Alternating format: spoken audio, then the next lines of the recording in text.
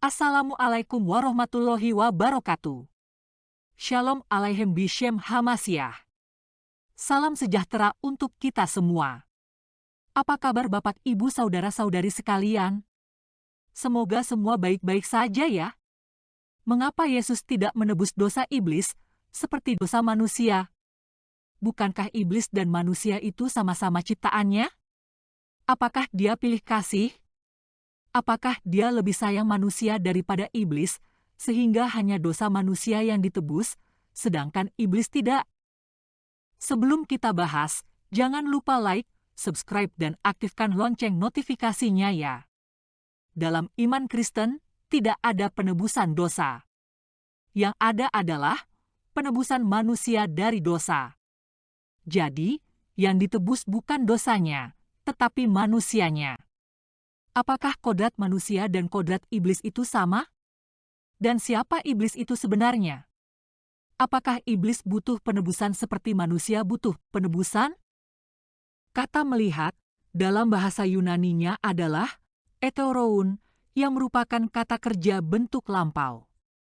Dan kata jatuh dalam bahasa Yunani aslinya adalah pesonta, yang juga merupakan bentuk lampau. Hal ini menunjukkan kejatuhan iblis terjadi sebelum perkataan Yesus dalam bagian Alkitab ini, bahkan jauh sebelumnya, yaitu sebelum manusia diciptakan. Berarti sebelum eksistensi manusia Yesus ada. Tetapi sebagai firman Allah, Ia sudah ada dan Ia menyaksikan kejatuhan iblis itu. Yesus sudah ada sebelum dunia ada, yang artinya Dia sudah ada sebelum berwujud manusia. Ia sudah ada sebagai firman yang ada di dalam Bapa. Yesus sudah ada sebelum adanya malaikat dan ciptaan lainnya. Sebab segala ciptaan diciptakan oleh Allah melalui Dia, karena Dia adalah firman Allah yang melaluinya segala sesuatu diciptakan.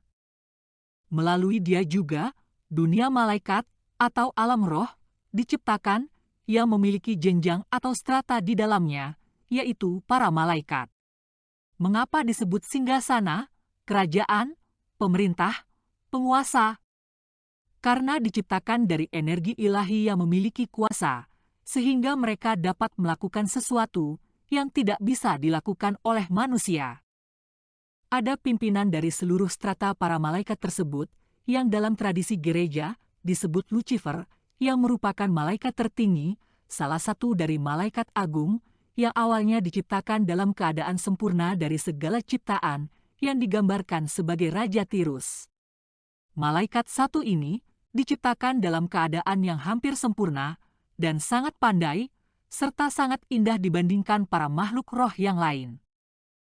Ia ditempatkan di Taman Eden yang di sorga, yang sangat indah, dan dia dikelilingi oleh kemuliaan. Kerub adalah malaikat bersayap dua, yang biasanya ada di kiri dan kanan raja. Hal ini menggambarkan bahwa dia adalah semacam raja atau penguasa di antara para malaikat. Makhluk ini penuh kilauan. Dia diciptakan bukan sebagai makhluk berdosa, dia diciptakan sebagai makhluk tak bercela. Namun dia curang karena memberontak, ingin menjadi seperti Allah. Dagangnya ialah dengan modal sedikit sebagai ciptaan, tetapi ingin menjadi seperti Allah.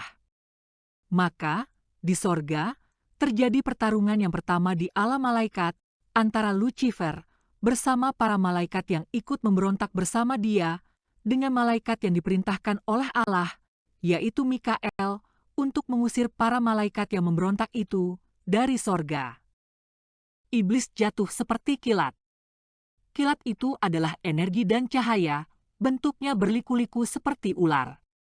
Sifat energi dan cahayanya tidak berubah, hanya wataknya yang berubah, yaitu bersifat ular atau naga. Bintang-bintang itu adalah para malaikat yang ikut memberontak bersama Lucifer. Itulah yang menjadi roh-roh jahat itu. Tadinya ia berada di langit, atau maksudnya sorga, lalu jatuh ke bumi.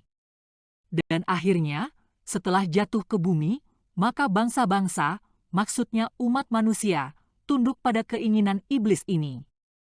Dia sudah ada di langit, tetapi masih ingin naik ke langit.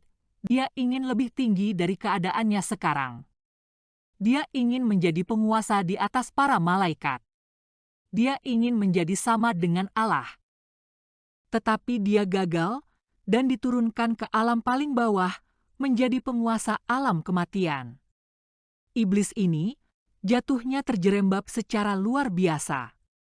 Karena pada awalnya, dia diciptakan sebagai ciptaan yang paling sempurna, yang hampir seperti Allah. Dia ditempatkan di tempat yang tinggi, namun ingin lebih tinggi lagi. Oleh karena itu, dia tidak bisa ditebus. Karena dia berdosa, namun bukan karena dibohongi seperti Adam. Adam pada awalnya tidak punya niat jahat. Kemudian dibisiki dibohongi, akhirnya terhasut oleh kebohongan itu dalam kepolosannya.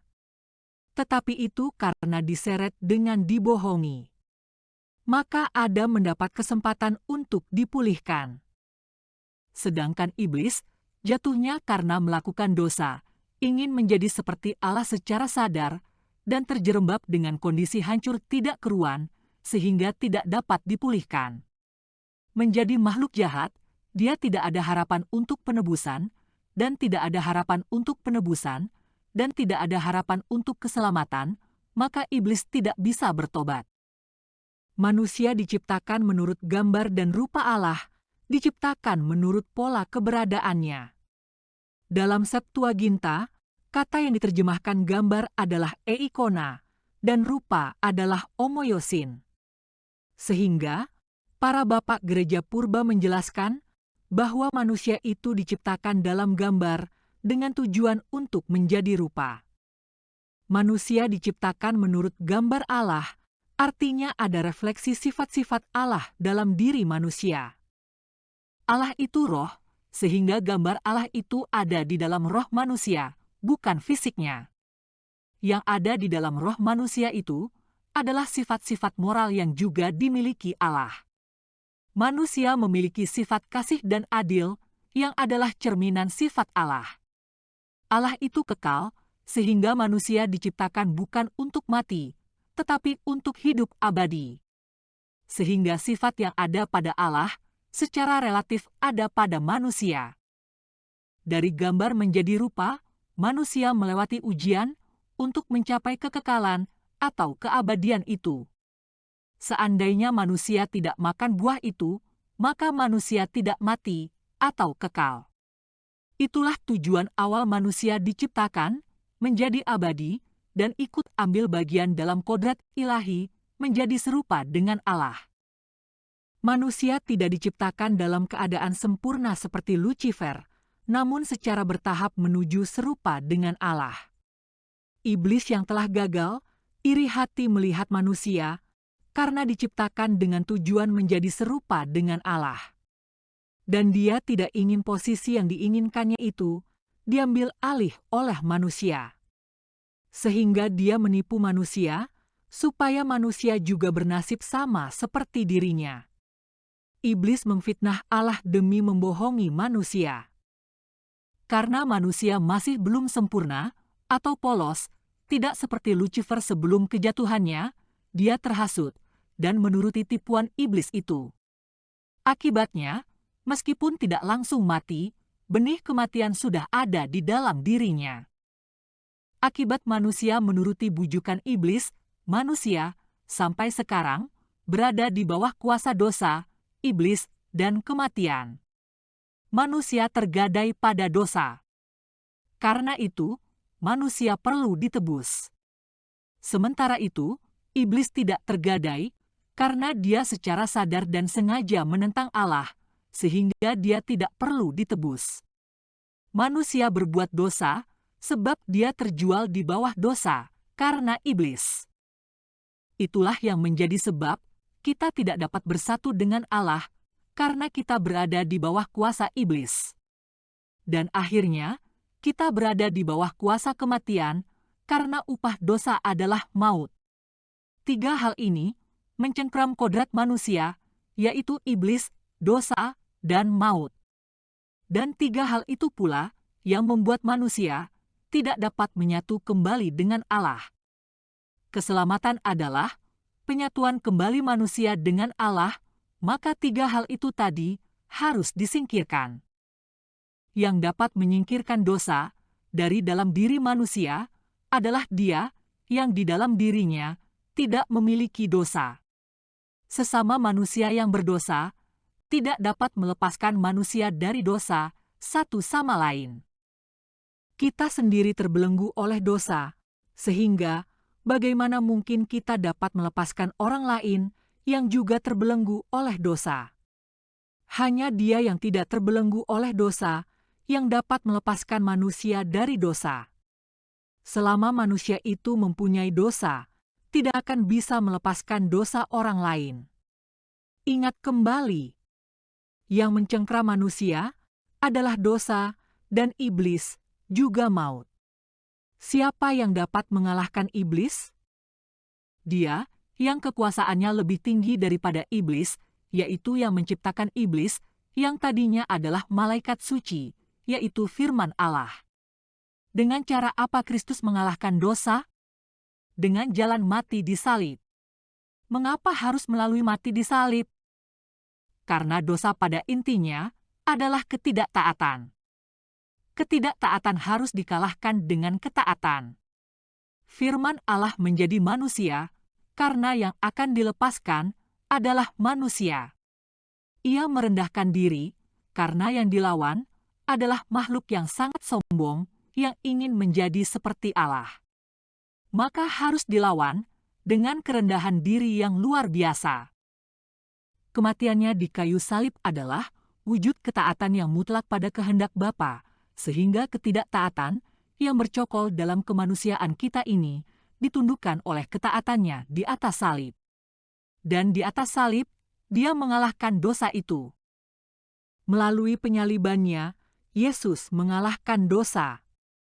Melalui kematian dan penguburannya, Yesus mengalahkan iblis. Karena manusia itu terdiri dari darah dan daging, maka firman Allah itu menjadi darah dan daging seperti kita.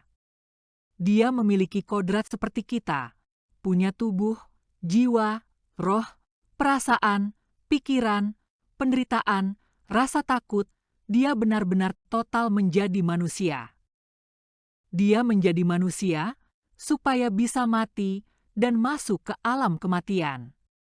Karena kematian dikuasai oleh iblis, maka Yesus harus masuk ke alam kematian untuk merebut manusia dan mengalahkan iblis di tempat di mana Dia berada dan keluar dari alam kematian itu, yaitu dengan bangkit dari kematian. Iblis tidak dapat menahan Yesus untuk tetap berada di alam kematian. Hal itu menunjukkan bahwa iblis telah kalah, sekaligus juga menunjukkan bahwa maut tidak berkuasa atas Dia. Melalui kebangkitannya, Dia mengalahkan maut. Jadi, penebusan hanya berlaku untuk manusia, sebab manusia tidak diciptakan untuk mati. Dan rencana Allah bagi manusia itu tetap, yaitu agar manusia diselamatkan. Oleh karena itu, Kristus juga tidak mungkin menjadi iblis. Sebab iblis kejatuhannya bukan tertipu, iblis memberontak oleh kehendak bebasnya sendiri.